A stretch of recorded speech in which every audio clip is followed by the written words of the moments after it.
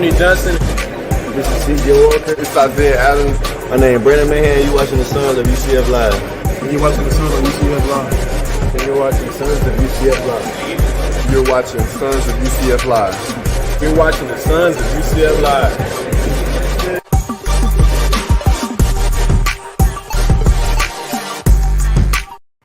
Hello, Night Nation. I'm Trey Strelka. Welcome to the Sons of UCF Live. Hello, Adam and Mike and Tony Johnson Jr., wherever you are. Yeah, we found him finally. We unearthed Tony Johnson Jr. That smile cracks me up every time, man. Yeah, I love the intro. And basketball is back, man. They were back last night, so good to see the guys on the screen.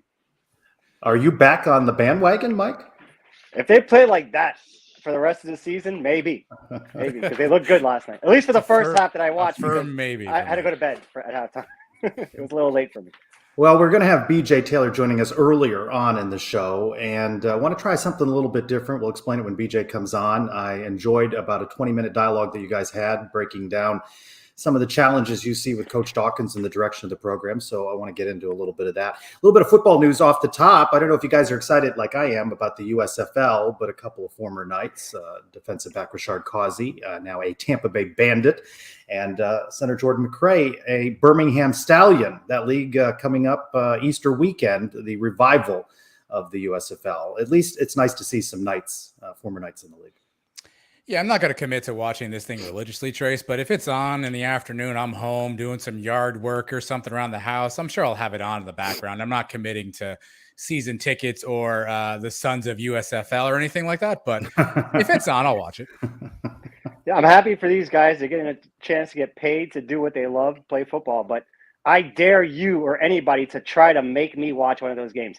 It's not happening. I am not watching any USFL. I'm not watching anything other than NFL and UCF games. So Mike will not be a part of the Tuesday night offering of the Sons of USFL podcast. Coming soon. No. Yeah, I'm actually surprised, Trace, we didn't see a few more Knights drafted. I thought you'd have seen a few more guys that are picked up. And I don't know if it's over. I'm not sure if you can still get guys onto teams here, but I'm surprised you didn't see more than, Jordan McRae played, in 2013. I thought there had been somebody in between him and Causey, even after Causey get picked up. But I guess some special teams guys too. Dylan Barnes, perhaps. Mac Loudermilk, Yeah.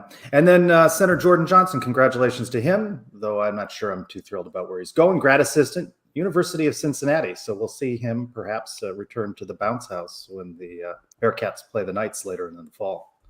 Yeah, these are tough ones, right? Because you don't want him wearing the enemy colors in this case, but you also feel good for the guy to get a chance to, move his coaching career up, and he gets some experience, becomes a great O-line coach, comes back to UCF one day. It's a win-win for everybody. He's a mole. We got somebody on the inside now, one of our own, working on the inside of Cincinnati. So I like this. Maybe you can report back secretly to us. Report back. I texted him the other day and wished him congratulations. So I'm trying to lay that groundwork, see what information that he can give us. We bumped talking about position reviews as we get closer to spring camp from last week to this week. I'd asked on my Twitter, grade the 2021 UCF secondary. Most people said good. Are you encouraged by what you see returning in 2022 on the defensive side of the ball? I'm encouraged by two things. They did not start off great. I feel like they struggled the first handful of games, and I think they really found their stride towards the end. And it was because of some of those young guys that we're talking about, Trace, Justin Hodges, Devontae Brown. You saw those kids really step up and play. They're coming back. We're pretty much bringing everybody back of note that played in the secondary, plus we're adding the Hendersons. We're adding Kobe Perry from the transfer portal. We're adding Kai Martinez, and we're bringing Jarvis Ware in, who did not play last year due to injury. So an already pretty solid group, bringing in 4 or 5 new guys, and they were playing well down the stretch. You got to think this is a position group that next year, if you hit this poll, I'm hoping the excellent number is a little bit higher than 16%. Yeah, the secondary is a position where they really got to play together. You talk about the defensive line, they go straight after the quarterback, they attack the running back. But secondary, it's a lot of communication between the safeties and the corners, and they really did improve as the season went along. Like Adam just said, I am really excited about the Henderson twins. These guys look like athletes. Martinez, the young kids. This is a young secondary that's going to be able to grow together for the next couple of years. Mike, a point you like to make is how players take on the personality of a coach. And I think we're seeing these players take on more of that personality of T-Will, making that shift, of course, from Randy Shannon and to T-Will. And you like his passion, you like his fire, you like what he brings to the defense as head coach, as defensive coordinator. Yeah, especially on defense. Defense has a lot to do with emotion and, just the flow of the game, things like that. Offense, you're kind of more controlled. You got to be precise with your routes, things like that. But defensively, attack the ball and just be aggressive. Adam, what Yeah, I about also you? think You feel this is the best part of the defense coming back? I think so right now. I think the D line, we still don't know exactly where we're getting back there. Obviously, we bring in Lee Hunter from the transfer portal. We think he's got some talent, but we've never really seen him play that much. These guys, everybody on this list here that's on your screen, save from Jarvis Ware and the freshmen coming in, you've seen them actually suit up and play, so you know what they have. One of my biggest questions is the ghost of Jaden Francois. We heard so much about Jaden, a 4 or 5-star recruit, a Miami kid that went to Nebraska, highly touted after a transfer. He was stuck in the paperwork limbo for a while, only cracked the field in special teams. Is this his year? Can he crack the lineup, or do the rest of these guys have it locked down? And Devontae Brown, I think, criminally underrated. And also, just going back in the past, when we have young secondaries like this, 2005, that Joe Burnett group, by the year 3 is when they really came together. You saw the results in 2007. Same thing, that 2011 group. By 2013, taking us to the Fiesta Bowl. Usually year 3 is when these guys really start to blossom. And it's going to be year 3 for a few of these guys, Hodges and Thornton. So I'm really excited about this group. And again, as we talked about, we just celebrated the 1-year anniversary of Gus Malzahn being head coach. He came in so late in the spring, right? Just before spring camp began. It'd be nice to have him for that full camp, full year, right? They're just going to be a much more experienced, cohesive group, especially with the coaching staff. So you got to think those are things that are positives going into 2022. So a little football talk off the top, but mainly basketball. Knights on the right side of the number yesterday. Really exciting game. They close out the home schedule. They're 13-3 at home. They moved to 17-9 overall, 9-7. They beat Cincinnati 75-61. On senior night, it was CJ Walker, not a senior, who led the team in points with 13. Overall fun game. I mean, holy defensive intensity. Where has this sort of activity on defense been? I mean, they felt like there were 4 or 5 possessions in a row where we either had a steal, tipped the ball, had a loose ball. And I definitely love the activity on defense. I think Ty Freeman added some to that. He had a nice just strip off the top of the key. You saw a series of plays. There was probably like 4 out of 7 plays ended in a dunk of some sort. So for me, it was the defensive intensity. It was kind of the activity around the ball. I thought that was a huge win. We hadn't seen that a lot of late, but this reminded me of the early season team, right? When we were doing the air slamdo and the or slamdo, whatever we were calling it, because we saw these guys running up and down, high flying dunks. That hadn't been there for a while. It was nice to see that back. Kind of what we have heard more early start where we were all just losing our minds over the dunk contest that we saw. That last night reminded me of that, but I think it came from defense first, and then they obviously translated into points. I think Slam Lando was the winner in that poll. Mm-hmm. But you're absolutely right. Not relying on the 3-pointer last night, attacking the basket, playing tough defense. That's the team that we were promised coming into the year that we saw early that hasn't been around the last few weeks. But good sign now that the season's coming to an end. Hopefully now they're winding into form and playing their best defense. And hey, how about Ty Freeman getting some playing time, a lot more playing time like I asked for a few weeks ago. Looking good. Coach Dawkins and his staff listen to you. They listen to the Suns pod Apparently. every week, and they get their cues from Mike, of course. But the Knights, they looked good, and Brandon Mahan still on the crutches and the walking boot. Not a lot of detail about his injury, but you've got to think certainly not going to see him on the 2 final road contests of the regular season at Tulane next Thursday. By the way, the game's at 8, so we're going to go live on Wednesday night instead of Thursday night.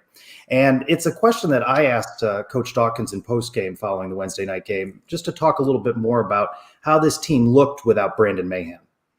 It's just good to see, more guys, stepping up right now. I think they realize with his absence that we need guys to step up.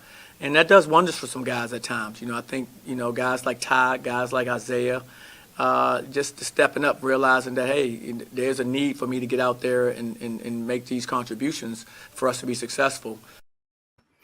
Isaiah Adams with 12 points. Following the ECU game Sunday, I asked Coach Dawkins, what about Isaiah Adams? It's been a season-long struggle. And he said there might be a moment where that light goes on. And it certainly went on Wednesday night. Well, obviously, you're not going to replace Brandon Mahan. He's got a unique style of game. Nobody on that bench can play his game. But what I like is that Isaiah and Ty Freeman, they're playing their game. They're bringing their energy, what they do effectively, and you're seeing how that gels in there. I'm really excited about Isaiah Adams. If he can now take this double-digit scoring, which has been a long time since he's been in double figures, and make that into these last two games, get us into the tournament and in the AAC, do something positive there. I think this could be momentum for him. So you can't replace Mahan, but I like that we're not trying to. These guys are being themselves and they're bringing some energy, and I think that's helped out. I like what I saw at Jamil Reynolds last night too. He was a force underneath the basket, a couple big dunks, a couple steals. So looked good. Let's bring in BJ Taylor now to talk a little hoops. BJ, fresh off another ESPN Plus performance the other day. How'd that one go? You feeling pretty good? Good reviews so far of your performance? Yeah, went well. Thanks you guys for having me back on again. So yeah, the analyst work went well. I'm excited about it. Looking forward to most likely next season getting a full schedule.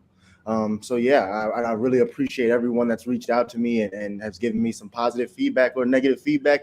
Either way, I like to think that I'm a coachable guy. So I like to give feedback. Well, I'm going to do a little something different tonight. I want to go around the horn. Each of us ask you a question about the most recent game, the win over Cincinnati. And then I want to talk a little bit more about some of the issues that Adam and Mike talked about on their show this week. So let's talk about the game last night. No Brandon Mahan again in the walking boot. At least from my perspective, I feel like it's a different team and there's opportunity for more guys to step up, as Coach Dawkins has talked about. Yeah. So yeah, without Brandon Mahan, obviously you're going to lose a terrific score, sort of a streaky score, how he's been for UCF the entire season. But I think last night you saw a little more of everybody picking up the slack in a bit of a team effort, right? I mean, if you think about the movie Moneyball, when the GM was talking to his scouts about how do we replace Mark McGuire, I'm not saying that Brandon Mahan is Mark McGuire, but it's a similar idea, right? Everybody was looking for the next Mark McGuire. Like, we need one player to step in and do all of the home runs, have as many home runs, have as many, different stats that Mark McGuire had. And, Bean was like, well, we need 4 guys to make up for Mark McGuire. It's going to be a team effort. And that's what you saw last night from UCF. You saw more guys step up. Isaiah played well in 14 minutes, had double digits. As Mike said, Jamil Reynolds played well. So I think for this team, it's going to have to be more of a all-around effort, a group effort to try to figure out how they're going to replace the streaky scoring that Brandon Mahan offered. BJ, I was saying before you came on that the defensive intensity and the defensive activity seemed to be raised to a new level last night. What did you see defensively? And what do you think about that game caused or allowed the Knights to have that kind of intensity? Yeah, well, 2 things. I think first off, you saw the team sort of understand that we're not going to be able to score as many points without a Brandon Mahan on the floor, right? So they have an understanding that, listen, we have to play better defense because without that scoring on the other end of the floor, we're not going to be able to get into sort of these games where we make more threes and just have a shootout like you've seen earlier in the season against Michigan, like the team did at home versus Memphis. And secondly, in full disclosure, I felt like our team was just more engaged than Cincinnati, right? From the beginning of the game, UCF sort of took control, was able to control the game, and Cincinnati made a lot of just mental errors that of a team that was competing for the top 5 in the conference. I was very underwhelmed by Cincinnati's performance, and you've got to give UCF and our guys credit for taking advantage of the opponent's flaws. But I just felt like Cincinnati wasn't there, mentally or physically last night. They just seemed like a team that was, in a different space. Because this is a team that came off wins against Memphis earlier in the season where they played really well. But I felt like our guys were just more engaged, maybe because it was senior night. We just wanted it more. And Cincinnati seemed like they would rather be somewhere else. We've coming off probably the best performance we had in, over a month now. We're off until next Wednesday. So it's a whole week. We got the whole weekend off. What are we going to have to do this week to keep that intensity going, keep it rolling, going into the road the next 2 games? Yeah, right. So this is sort of like a football schedule in terms of having a week off, something that's unusual in basketball. You're not used to having the 6 days off in between. So most likely the team will practice twice, and then they'll have a day off, and then they'll get prepped and ready for, I believe, Tulane is the next game on the road. And Tulane's been playing well. So I think the biggest thing, to answer your question, Mike, to keep the momentum going is they need to have a good week of practice. They need to continue to build off of what they did in terms of how well they played against Cincinnati, and understand that going on the road, it's going to be more challenging, right? Tulane has 3 terrific players that all average double digits. They have Jalen Cook, that's an American Conference Player of the Year candidate who's been playing terrific this season. And they lost the game to us at home that they probably feel like they should have won because they were up for the majority of that game. So it's going to be interesting at Tulane to see who comes out with, a little more fire and who wants it more.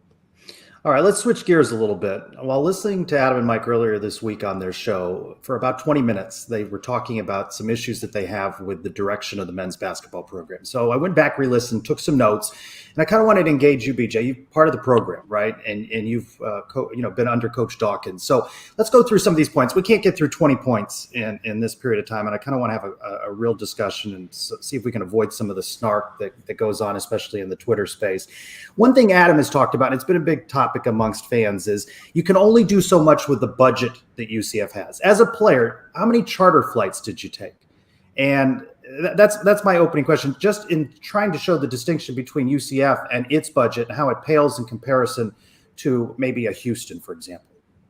Yeah, so initially when I first arrived at UCF, we didn't charter any flights at all. Everything was a commercial flight, no matter where we were going. Dallas, Philadelphia, East Carolina, out to Houston, Texas. Anywhere we went, it was a commercial flight. We were on Southwest or American. And then by the time I was a senior, we had improved. We had got to a point where most of our conference games were chartered. Non-conference was still just commercial flights. And I believe it's still a similar setup that they have now in terms of the commercial flights and the charter flights, obviously in comparison with the schools that are in the Big 12 and, my friends that have played basketball and, the ACC and the Big 10 at Michigan State. Every flight is obviously chartered at those universities.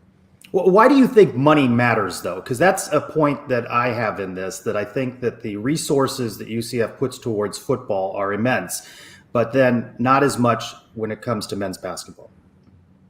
Well, yeah, and I mean, obviously, football is the sport that rules the day in all of college sports. I mean, it's always going to be that way, and that's total credit to those guys. I mean, football is America's number one sport, so they'll always be number one in sports, and revenue and resources is given to them. In terms of as a player, and how it's divided, you always just want the resources to be put in place for you to be in a position to be as successful as you can possibly be, whether that's, food after practice is going to be more convenient by we're going to cater food to you. We're going to have these charter flights so that you're able to just get home a day sooner, right? When we did commercial flights, if we had a 7:00 game at Southern Methodist in Dallas, we would wait until the next day to get back. So we would have a game finish at 9, not get back until 3 the next day. So I think, those sort of things in terms of food and chartered flights and just different resources to help, the athlete be better are very important to a program, because obviously the competition in the biggest programs, if the UCF basketball program wants to compete at the highest level, that's what the competition has. They have those resources. Adam, Mike, weigh in here. How much do you think a factor is in how much allocation of resources UCF puts into men's basketball? Yeah, I think obviously there's a component of it, right? But I think, BJ, what I was asking on the show was, I mean, what you said makes a ton of sense. But we've also seen games where UCF starts slow, right? We don't come out pretty fast and we're down to 20-5 before you know it. There's been some games where I think we've all said, man, why aren't we hustling for that loose ball? Why aren't we looking for it defensively? I think as fans, we have a tough time tying together the resources versus the on-court performance. How does that charter flight help player X dive for the ball on the ground? So how would you tie those two together? How do you think the resources kind of manifest itself down into in-game decisions? And if not resources, where does that sort of fall in terms of what needs to happen, or maybe what's the quote-unquote blame for that? Yeah, well, I think to answer your question, resources come with responsibility. Right. Once you get these sort of things that as a player you ask for, so you ask for charter flights because you want more time to rest.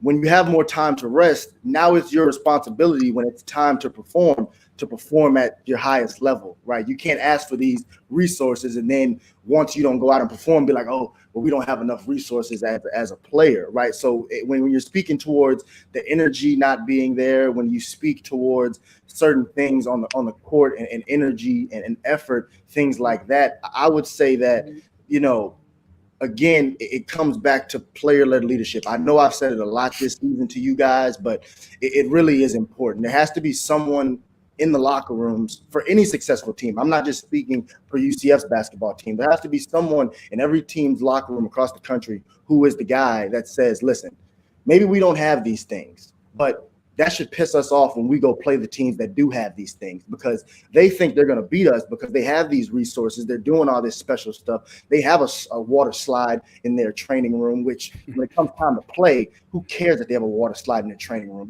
Let's go out there and kick their butt. There has to be somebody in the locker room that's galvanizing the troops, and it can't always come from the coaches. I know everybody expects it to come from the coaches, but I've been on a ton of teams that were successful, and I've been on teams that were not successful.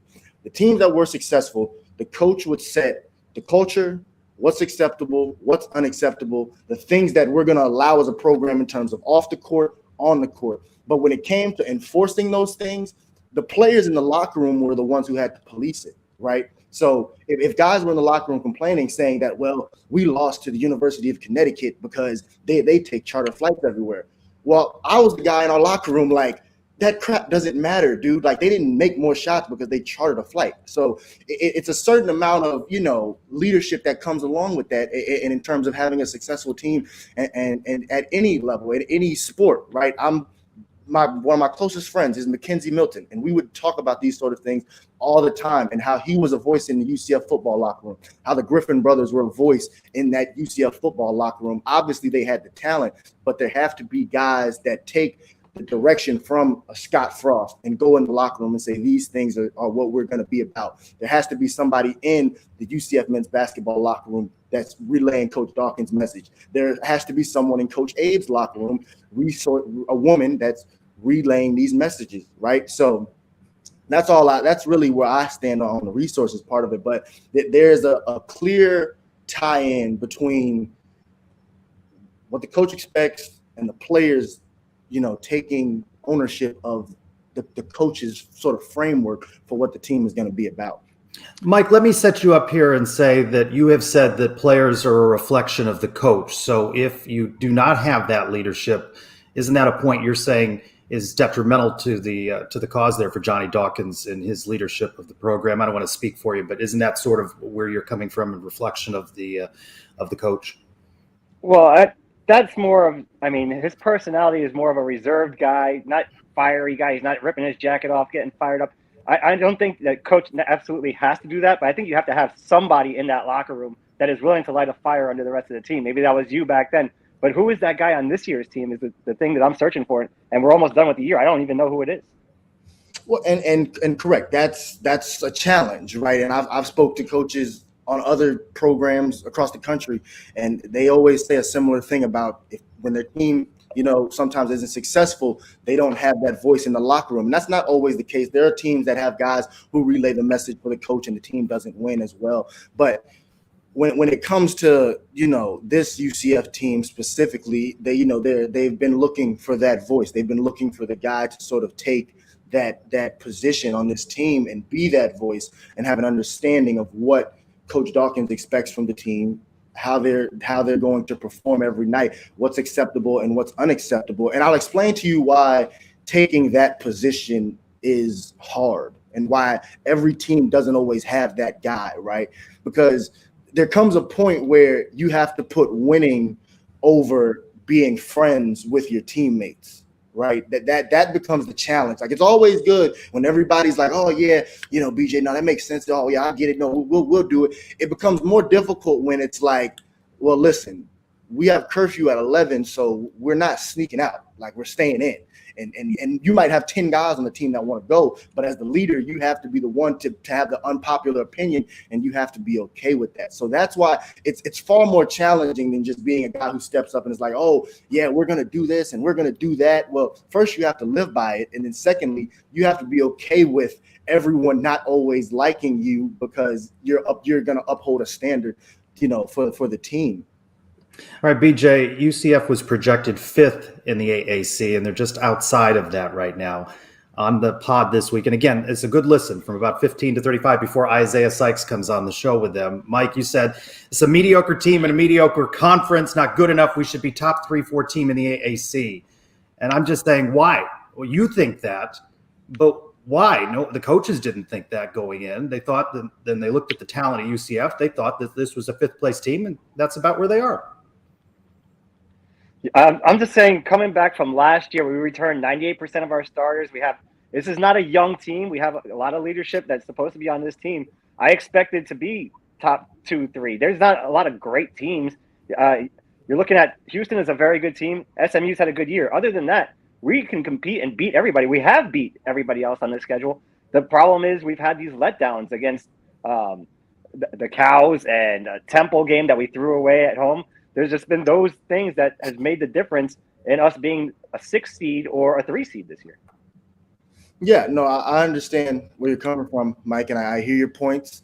I know you're always coming from a place of passion. You just want to see the UCF program succeed and the basketball program be as good as it can possibly be. The one thing I would add to what you're saying, or sort of counter to what you're saying, is I spoke earlier this year. The first time I believe you guys had me on, you guys asked me, how far do I think this team can go? Do I think this team can be a tournament team? And I said to you, well, it's not really what I think they can be or what their talent projects it to be. It really comes down to what they're willing to do to achieve their goals, right? And that came from a place of who's going to be that guy in the locker room, who's going to step up and be that voice, and who is going to be the one to have the unpopular opinion and be willing to stand by it. That's number one. And secondly, for our team, I know there's often, as we do this in the UCF verse, and I don't read a lot of stuff, but I get tagged in a lot of stuff, so I see it. We make a lot of comparisons between current teams and former teams and past teams, and how this team stacks up and how the former team stacked up, and sometimes the comparisons just aren't there. Like, I believe sometimes we have a sort of vision, and we put blinders on to not always seeing what the reality is of a situation in terms of our teams. And I think that happens sometimes with this team. This team has a chance to go on, play well, and they have a chance to make a run in the conference tournament because they're playing well right now. But I think that the most important thing is, they're going to have to just come together, and one of these seniors, now that their time is running out, is going to have to step up and be the voice in the locker room. BJ, as Trace mentioned, we had Isaiah Sykes on the show, and I want to play you something he said and then ask you a question for it real quick. So here's what Isaiah told Mike and I this week. When I came in, Coach Jones was like, man, we need somebody to go check the best player every night. And, at the time I wasn't playing a lot of minutes, and I'm like, this is an opportunity for me to get on the floor. Like, I got to show them, I can go out there, I'll guard anybody. And once that happened, more minutes started to come, more confidence, more shots, and just the team trusting you even more. So I don't want to be the old guy, get off my lawn guy, right? But with where we are in college athletics these days, with one and done, with NIL, with transfer portal, do you think players like that exist where somebody will take the mentality that Isaiah Sykes just said and run with that? Or do you think the athletes of today are just wired differently now, just based on where we are as a college athletic society? Yeah, I think the biggest thing when you're talking about maybe 10 years ago players and current players is you have to find a way to incentivize the players to do what you need them to do for the team, but they have to see the individual sort of rewards behind it. And you have to explain to them thoroughly why there's rewards behind it. So in the Zeke Sykes example, Isaiah Sykes, he saw value in playing defense because that would get him on the floor. But that was the only way, that it seemed like, I guess at the time, Isaiah would get on the floor. Now, Isaiah went on to be an obviously outstanding player for UCF in his next years where, he did, he was going to play regardless of his defense. But at the start, for guys now, if you come with that approach, sometimes it's not always going to be received the way that a coach in the past may have had it usually received by players. Right now, I think there's a certain level of sort of like tact and different, sort of strategies you almost have to use with players to get the best out of them. That's what you see out of the best coaches and how they sort of evolved. But the idea of holding players accountable, discipline, and having leadership in the locker room will never change. So the way that coaches go about it will be different, but the certain standards that successful teams will always be built on will never change. And you said comparing to previous teams, there's also in the UCF space now a lot of comparison to what Coach Abe is being able to do, what she's done for women's basketball. They make clinch an American Athletic Conference title Saturday at 2 at home. Is it fair? Is this apples to apples? It seems like this is different to me. in terms of the men's basketball program and the women's basketball program? Yeah, just in what the coaches are able to achieve. I mean, I think you keep going back, and I think as fans, we talk about the players stepping up and taking some leadership. I just think there's been this conversation that Dawkins isn't the right fit here, and look at what Coach Abe is doing, and I don't know that it's fair to compare the two. Well, you've got to give a lot of credit to Coach Abe and what she's done as a coach. I mean, she's been phenomenal for the program for, since she got there from day one. She was fresh energy for the women's basketball program. But Coach Abe has a few players that have been sort of 4-year and 5-year players and know what she expects. And those women on their teams, because I know them from, just personally from being around them, they're vocal. Mastini Kaba is very vocal about, winning. They have players like Brittany Smith who have been around Coach Abe for a long time.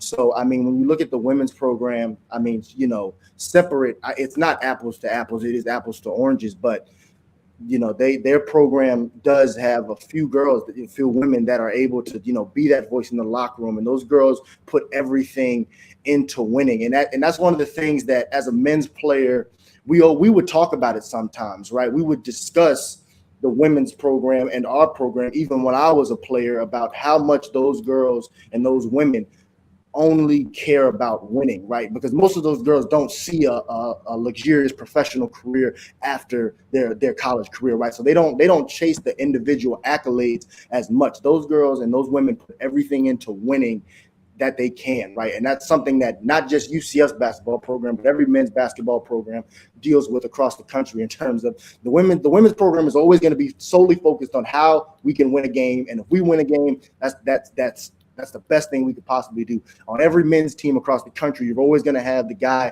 who doesn't get enough minutes, or the guy who feels like he doesn't get enough shots, or the guy who feels like the coach has a vendetta out on him. So, that's just sort of a challenge in the two sports. But that's one of the main things that men's basketball as a whole can take from women's basketball.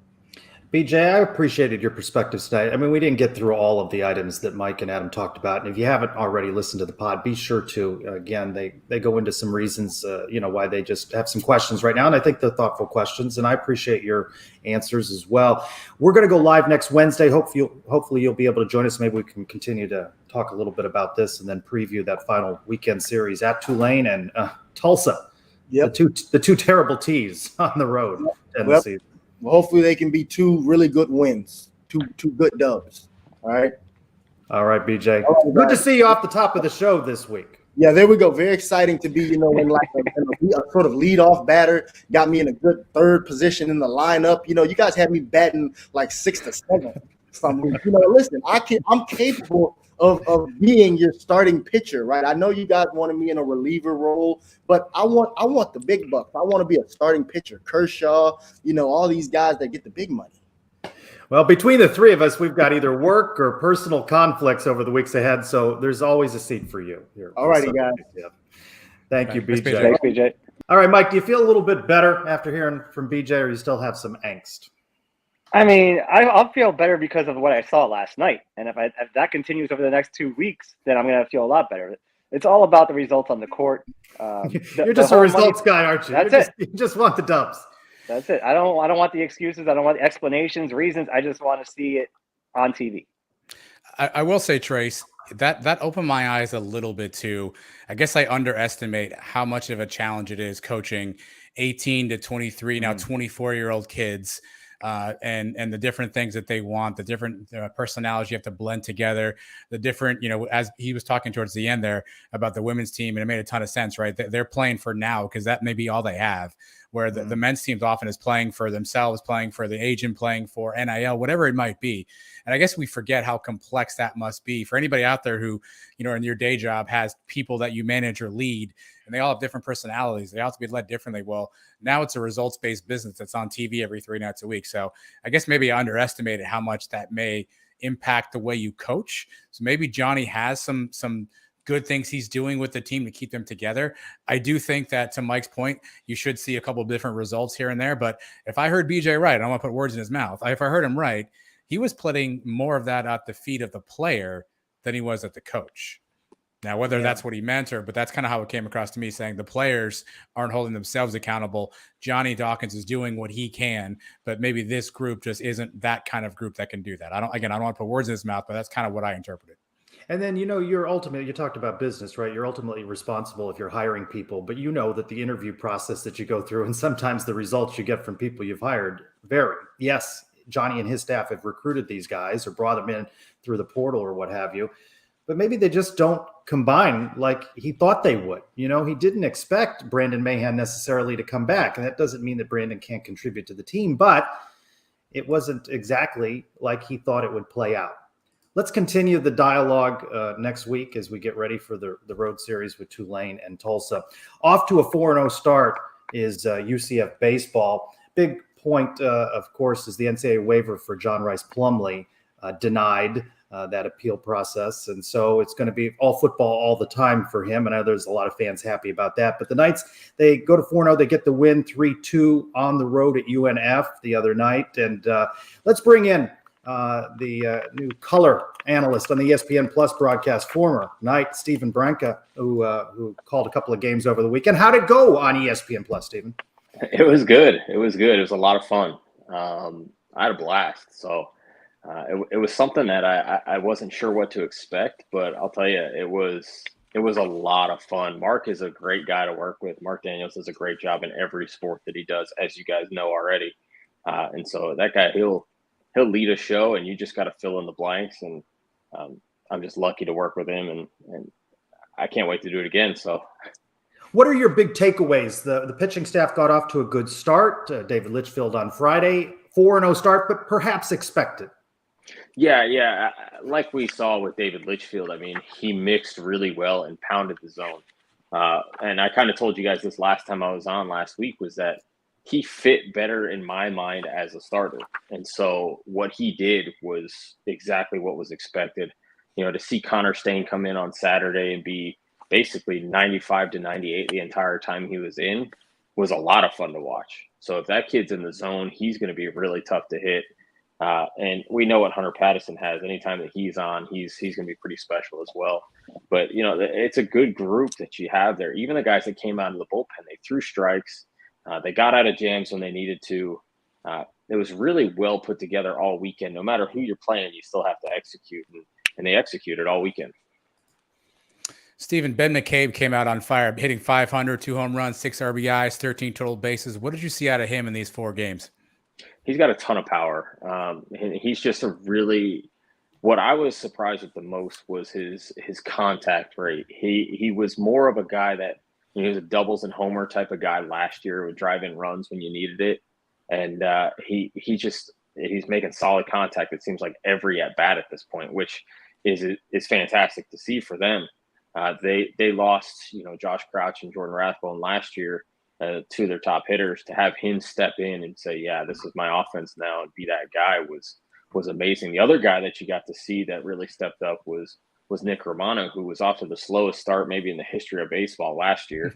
And then he comes in, and I mean, he was on fire that first weekend, had a home run, a few RBIs, just not trying to do too much to get whatever the pitcher was giving him. He was taking base hits up the middle. It didn't have to be a rocket, but he just hit, and it was great to see that for them in that lineup. One of the videos that kind of was making the rounds this past weekend was Connor Stain in the first inning, kind of giving a little of the business to the Siena dugout there after a strikeout to end the first. He was, struggling. He had 24 pitches, 25 pitches to get through that inning, gave up a run. What was your reaction to seeing what he did to the dugout that day? It's competition, right? I mean, it's the heat of competition. You could hear even from the box that their team was chirping, telling them, they were yelling like throw it harder and all those other things that, anything to try to get under his skin, because they knew if he was 95, 98, they had zero chance that day.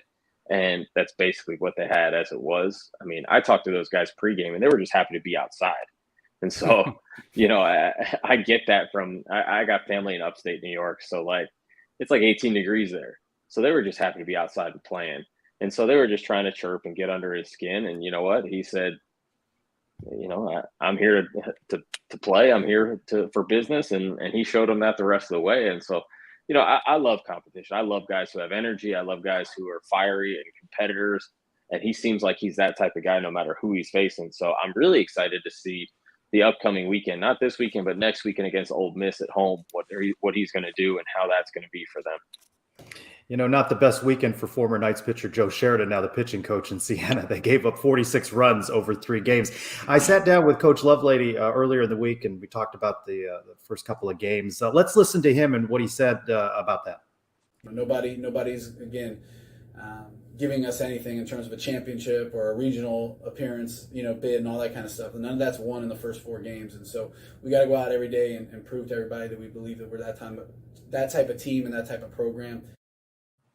Still, I think it was important that they got a 1-run win after so many 1-run losses last season. Yeah, I mean, anytime you can go win on the road, it's huge. You'll take a 3-2 win no matter who you're facing. I mean, you got to execute, you got to win. Like you said, they lost so many 1-run games last year to where, I mean, let's be serious. You'll take any win that you can get. A win's a win. Now, they'll learn from it. And I've been in those practices after a 3-2 win against a team that they feel like they should beat, by 3 or 4 runs, whatever it is. They're going to work their butts off throughout the week to make sure, that next time that they play UNF, that they're going to be in a better position. But baseball is a game, as you guys know, that anybody can win at any point. And so you take a win no matter what, especially on the road. Road wins are tough to come by. And even in the state, anytime in the state of Florida, especially, I mean, you're taking a bus trip up to UNF during Daytona 500 week, and you never know what kind of traffic you're sitting in. Those boys might have been on a bus for 4 hours just trying to get to Jacksonville. Interesting stat I saw, Steven. UCF through 4 games, 17 of 18 in stolen bases. What have you seen that you think is helping them run the bases so well right now? They're well coached. So if you look back at the history of it, Coach Lovelady worked with Matt Tellerico at Wright State, who actually wrote a book on stealing bases. He has a website, stealingbases.com, something like that, to where, I mean, that's what he did. That was his focus. And you saw guys like Ben McCabe, whose primary position is catcher, and you use a sundial to clock his 60 times. and he was 4 for 4 on stolen bases in the opening weekend, leading the country at one point. And so it's because they're good at running the bases. It's not because they have a ton of speed. Don't get me wrong. Jeffrey Pena is one of the fastest guys in the country. Trent Taylor is one of the fastest dudes around. Noah Orlando is going to steal bases for them left and right.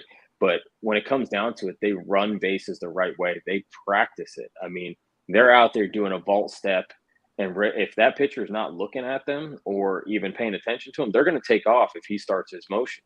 And that's what you saw Ben McCabe do. If you go back and watch the broadcast from Friday, I mean, he was getting that vault step, getting a big jump.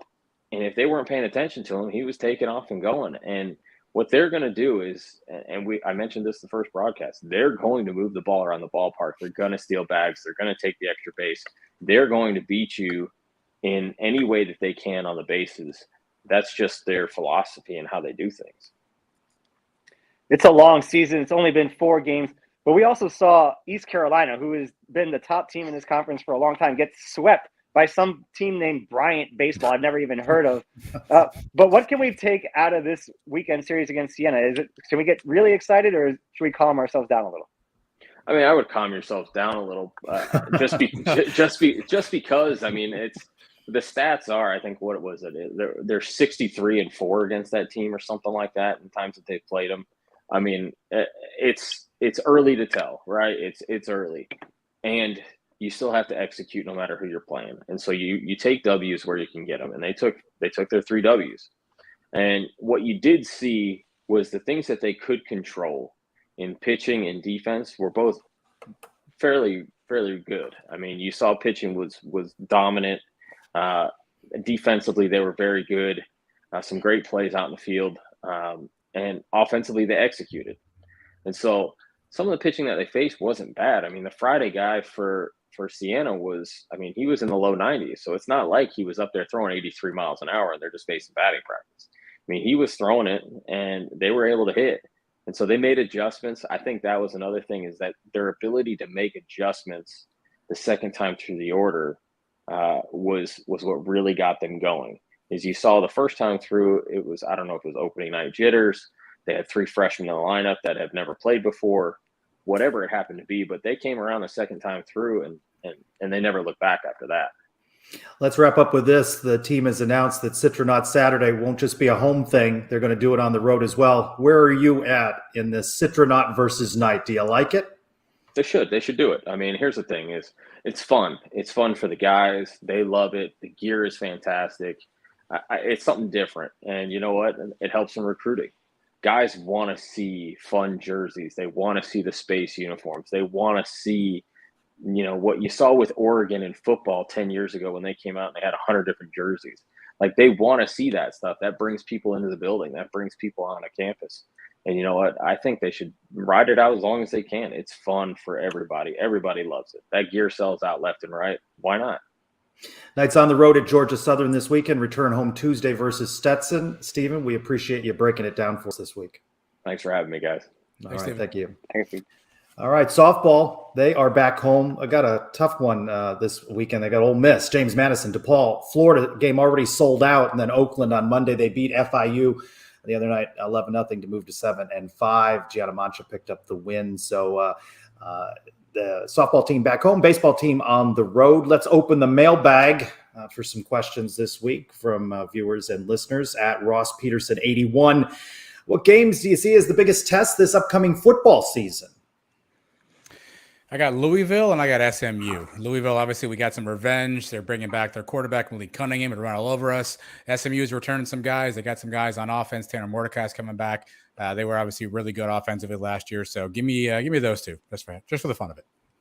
Yeah, I think I touched on this last week. Coming off the Cincinnati game, we go to Memphis on the road, and they're coming off a bye. So that's going to be a tough one, coming off a tough game for us. That whole little stretch there, Cincinnati and Memphis back-to-back.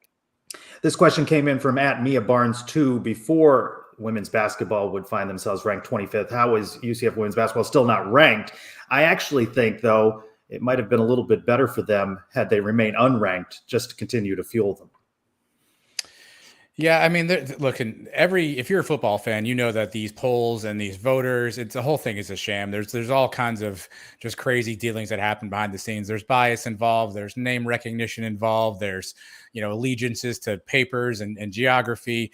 If you can make heads or tails of these polls, present yourself on the show. We'd love to talk to you because I can't figure them out. Never have, never will. But you do like to see the respect finally coming for UCF, a team that every other metric had them as a top 25 team. It's finally time that people's eyeballs caught up to that metric. High in the net, right, and the other rankings. This one, a little snarky, directed for you, Mike, by C.A. Simmons, Christian Simmons. What's Mike's favorite Johnny Dawkins moment? I was thinking about this. I think it's when we clinched the spot in the Final Four of the NIT, and he was standing in the crowd, and he said he was going to go to New York and take a bite out of the Big Apple. That was a fun thing, and it was great at the time. The NIT was cool because we were coming off like 4 losing seasons in a row. It was Johnny's first year. You saw the projection going one way. Now, if NIT this year, I'm not so thrilled with it, but back then, I guess that was got to be my favorite moment. And the issue is, my favorite moment was from his first year. I'd like to have a favorite moment this year. Did you dub it on the show this week, not in the tournament? That's what NIT stands for? That's true. That's what they called it. We talked a little bit about this in our discussion with BJ Taylor at 3 Night 7. Is there a correlation between wins and money spent in the program? I just think that it is a resource issue, and I don't think that it means that there aren't other factors, but I do think when you look at a Houston, Memphis, they commit a lot of resources to basketball. I think it's yes and no, right? I think we've seen flash in the pan 1-2 year programs that maybe are on the low resource side that come out of nowhere. I said on the podcast, Loyola Chicago, I don't know what their basketball budget is, right? But they were in a Final Four. George Mason a handful of years back in a Final Four. I don't know what Butler's basketball budget is, but no football programs. No football programs. We're not allowed to talk football and basketball. I know that's a hot subject if I bring the two together, so I'm keeping them all separate here. So I think you can have some success there. Long-term sustained success, I think, is what I don't know. I would need a Jeff Sharon spreadsheet to figure this one out. Yeah, which is that's that boy Drew, part of the Banneret Network there. I raised on Twitter because I know, as you talked about on your show, what do you resolve on Twitter? You can't. And I like there are a lot of people that are experts on Ukraine today that are on Twitter. The same people that are all knowledgeable about COVID are very knowledgeable about Ukraine today. You can't solve things, but I did appreciate the dialogue we all had with BJ Taylor. And I just propose maybe we have more of those dialogues instead of Twitter fights. So that's what his question is. At Night Fan 94, good question. Greatest UCF coach of all time, regardless of sport or gender. I got to go Torchy Clark. Here's the stats really quickly. 274 and 89. That's a 75% winning percentage. He was in the top 10 when we were in Division II, 7 consecutive years, 6 tournament appearances, 1 Final Four. He's a Hall of Famer. I know time is a lot different. He literally helped build this same basketball program that we're tearing down today. Torchy Clark, to me, has got to be the best coach in UCF history. Yeah, it's got to be Torchy, and I love Torchy. Adam and I had a class with him. He was just a ball of energy, and at that time, he was probably, what, in the 70s, Adam? Maybe close to 80. Yeah. He still had way more energy than me at 21 years old. I had Torchy for a class as well, a memorable class at UCF. Coach Abe, though, moving up those rankings, right? And I know Robert, 2 letters, 2 words, his big vote is for Gene McDowell, the late Gene McDowell. Yeah, he would be my honorable mention, and it's not even so much what he did record-wise, but you've heard the stories about what he did to keep the program going, as Robert's literally typing that in right now. You hear the stories about what he did to save the program, so I think that gets him a nice honorable mention, but I think Torchy's record and the success he had obviously vaults him to my number 1 spot. Apologies, Robert. Yeah, and Coach Abe moving up those rankings of all-time coaches at UCF with her success. Scott Frost, anybody? I'd like to see the women's basketball team, though, get a pretty good at-large bid berth in the NCAA tournament, and then see if they can win a game or 2 along the way, at least, At KTJ 9802, what caused Daryl Wyatt to pursue another opportunity going to Boston College? I've not heard a particular reason, just maybe a better fit for him and money, maybe. We've always said this, though, Trace, by the way, for people who don't remember the timeline, when Gus got hired last year, he put his entire staff together except the wide receivers coach. Wyatt was out of UCF under Heupel, was a free agent. Coaches were needed. I'm not saying he was a last-minute choice, but it was always an odd marriage. There was no ties between Gus and Wyatt. He hadn't coached anybody in the staff yet. I think the continuity was great. You saw guys like Marlon Williams, guys like Ryan O'Keefe really talk about how good he is, but it was always kind of an odd marriage. So perhaps it was just something that, he thought he had a better fit, maybe a couple others. And what are you going to do? Mike agreed. I agree with everything he said. Okay. I mean, it's money. It's money. That's the only reason any coach goes to the next level. I mean, if you're making a lateral move, is he going to be the wide receiver coach over there? Yeah. So it's got to be money, right? I can never say this correctly. At Satis Rockers on Twitter, will the UCF Wardle team garner national respect anytime sooner? Will we have to wait until we join the Big 12 conference? Is that still a thing, or is that now subsided? That was hot for a couple of weeks, or are people still doing this? I always thought it was Sade Roche on that one, but listen, there is a Wordle group on Twitter. I think actually Sade Roche is in there, as is Robert. Every day we have a private group where we post our Wordle scores. So if UCF needs Wordle participants, I think I know like 10, 12, 20 people. There was some questionable conversation the other day. We won't talk about that, but I know some people who may be interested. I didn't know this was a team sport. I thought this was an individual challenge to rack your brain. I've done Wordle a bunch of times. I don't do it. I forget about it until I see somebody post it, then I go do it. But I've never not completed it. I've gotten the answer every single time I tried. At 911 underscore gold. A question we've been asked before, but we'll ask it again here. You get to add one sport at UCF. What is it and why? I like beach volleyball. I'd love to watch it, though I do think there's an argument certainly for a men's track team. Yeah, I feel like we've been asked this a few times, and I feel like I need to remember what my answer was last time I answered this. I want to say it was also beach volleyball, so I'm gonna stick with that one as well. I think both men's and women's beach volleyball. It's an Olympic sport these days. Obviously, we're in Florida, sand, sun. It makes a ton of sense, so I go beach volleyball. Personally, the sport I love watching is hockey. I know it's impossible because there are no other teams in this area that play hockey, and we'd be terrible at it compared to the teams up north like Minnesota and Michigan, those guys. But I love hockey. Right now, the Panthers are on, and I don't know what the score is. So after this thing, I'm going to go check it out. There's a club hockey, UCF, and I think they're Yeah. going on to the NCAA tournament for club hockey. At Lonely B UCF, who threw in earlier on screen, should Terry be on the hot seat, Terry Mahajer, after his weak excuse for a first pitch? KZ needed 2 pitches. Renaya went in front of the mound, asking us to rate all their pitches, which, just by the way, I posted video from baseball of Mackenzie's 2 first pitches. You did. UCF released only the second one. It's an important topic, Trace. I'm glad we're talking about it. So if I'm ranking here, I'm going to go Renaya, Timo, and I got to go KZ. He needed a mulligan. He needed a mulligan. I mean, I gotta score. I saw 2 pitches be thrown. I've got to look at both of those. Although movie magic, only one was shown when the clip came out. So I appreciate that. I've never seen 2 first pitches. The first, that means it was the second pitch, so it doesn't count. The first pitch was no good. And Timo, I don't want to hear these excuses that they didn't groom. They were grooming the mound. You got to get on that mound, George Bush style, World Series, and throw from the rubber. Or if you don't want to mess up the dirt, go behind the mound. None of this in front of the mound stuff. Well, we may get an opportunity to grade his performance again. I understand that he may be throwing out a first pitch before a softball game this weekend. So a little bit different. Yeah, a little bit. Underhand? We'll see what he does. Wind up. What do we got here? I don't know. We'll have to see.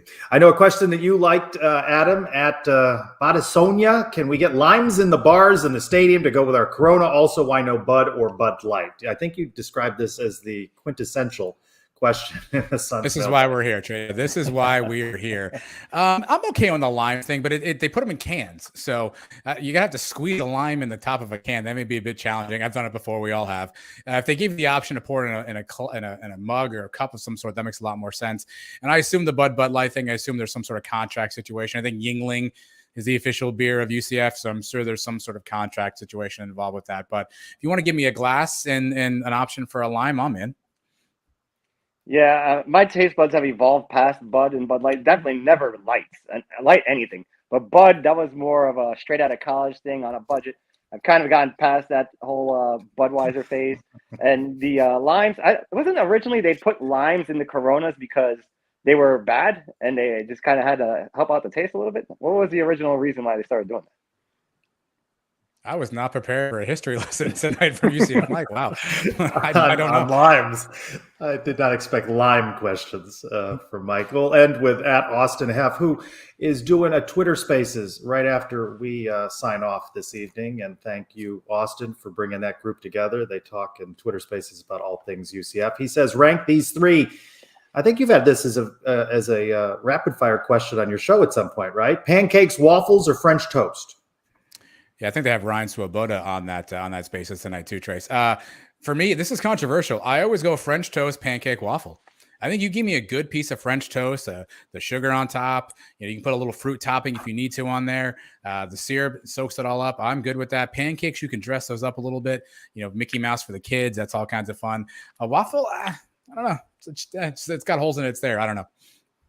No, I mean, they're all good. I'll eat anything. The waffle, I think, gets a bad shake from you. It can get a little toasty, a little crunchy. I think it's nice. It's got the pockets where the syrup can just sit in there. It might be underrating the waffle a little bit. From first pitches to limes to waffles and pancakes, we run the gambit here. We had BJ Taylor earlier for a thoughtful discussion about where we are with UCF men's basketball. Remember, we're going to be on with you next Wednesday live from 8 to 9 because men's basketball is at Tulane on Thursday. And you guys, if you haven't listened to the pod this week, you had a great interview. You played an excerpt of it with Isaiah Sykes. It was good to hear from him. And boy, you miss a guy like him. Probably the best part of that interview, Trace, there are 2 things that stuck out to me. 3 things, I guess. He recorded that. He's over in Kuwait. So that was like 6 a.m. his time. He actually got up early to talk to Mike and I. I can't get my kids out of bed for school. And Isaiah Sykes is getting up at 6 a.m. across the world, which is fantastic. And then B, he casually tosses in that he had a game the night before. And, he was getting up. And so I just nicely asked, what'd you go for? And he's like, I don't know, about 15 points, maybe 20 assists. He just dropped a 15-20 casual.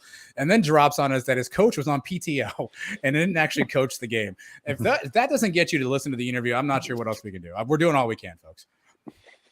Yeah, I miss guys like Sykes. Did it on both sides, ends of the court, offense, defense, hustle. That's kind of what this team's been missing this season is a guy to do it on both ends. I agree with Robert there, by the way. Crispy is a factor in some of these, especially on waffles. Be sure to give a subscription to the Sons of UCF YouTube channel. Catch the interview that I did with Coach Greg Lovelady before UCF goes to Georgia Southern this weekend and plays them. And thanks, Stephen Bronca, for helping us break it down. Guys, I've enjoyed the conversation. I will see you in this space next Wednesday from 8 to 9. We turn over now to those Twitter Space guys for their conversation this evening. And thank you for staying out of the way of the Sons of UCF Live. For Adam and Mike, I'm Trey Strelko. Go Knights! Sons of UCF post-game show brought to you by